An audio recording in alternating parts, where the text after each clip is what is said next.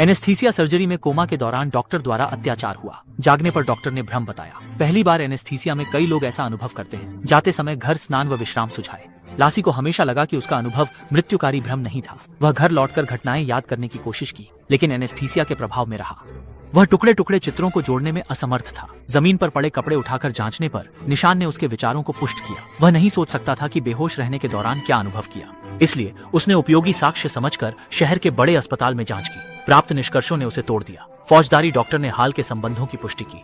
लासी ने तुरंत पुलिस में शिकायत दर्ज की, लेकिन रिपोर्ट देखने के बाद पुलिस ने कहा कि प्रतिरोध के निशान नहीं थे। यह झटका नहीं था, इसलिए दीवार उपयोग साबित होने के लिए अतिरिक्त साक्ष्य जरूरी है। इसके अलावा डॉक्टर पहले से कस्बे में क्लिनिक चला रहे हैं। वह दयालु है और अक्सर सार्वजनिक कल्याण कार्य करता है, इसलिए उस पर विश्वास करना मुश्किल। हालांकि क्लासी को शक है कि डॉक्टर उसे उत्पीड़ित कर रहे थे।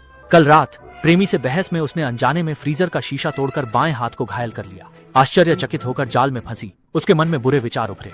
उसकी जोरदार मांग पर शेरिफ ने केस दर्ज और जांच मंजूर की। लासी घर लौटी, शारीरिक मानसिक थकी। उसे अत्याचार हुआ, लेकिन पुलिस अब उस पर विश्वास नहीं करती। वह कठिन परिश्रम से धो रही थी। हालांकि साफ पानी केवल उसके शरीर पर धब्बे धो सकता था, लेकिन उसके दिमाग में छवियां एक दुस्वप्न की तरह बनी रहीं। दूसरी ओर पुलिस ने भी डॉक्टर की क्लिनिक का पता लगा लिया। अपनी मंशा स्पष्ट करने के बाद डॉक्टर बहुत आश्चर्यचकित हुए।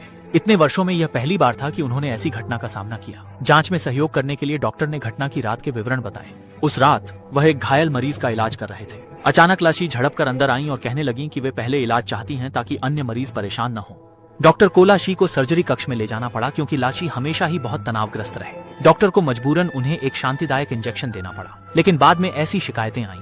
जब पुलिस ने डॉक्टर से डीएनए नमूना देने के लिए कहा, तो उन्होंने अभी भी मरीज होने का हवाला देकर पुलिस से बाद में आने को कहा।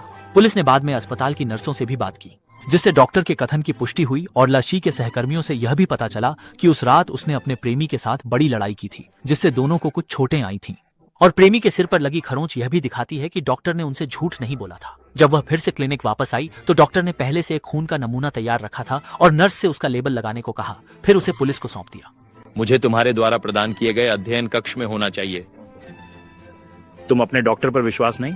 इस तरह बेहद अनियमित नमूना लेने की प्रक्रिया पूरी हुई और परिणाम अनुमानित थे। जांच में डॉक्टर का डीएनए और लाशी के शरीर में मौजूद डीएनए मेल नहीं खाता था। यह परिणाम सभी की उम्मीद के अनुरूप था। इसलिए पुलिस ने लाशी को बेटी स्कूल पहुंचाते समय शिक्षक और माता पिता के सामने बड़े चूंते से जांच का परिणाम घोषित किया। इसने लक्सी की प्रतिष्ठा धूमिल कर दी। स्पष्ट रूप से पीड़ित होने के बावजूद वह नहीं समझ पाती पार्टी क्यों अच्छे लोगों को दोषी ठहरा रही है। निर्दोष साबित करने लक्सी पुलिस प्रमुख के पास गई, पर जांच परिणाम पर विश्वास नहीं करती। उसने नमूना प्रक्रिया पर भी सवाल उठाया। लक्सी के मुंह बंद करने के लिए प्रमुख ने स्पीकर चालू कर दिया और कॉल किया।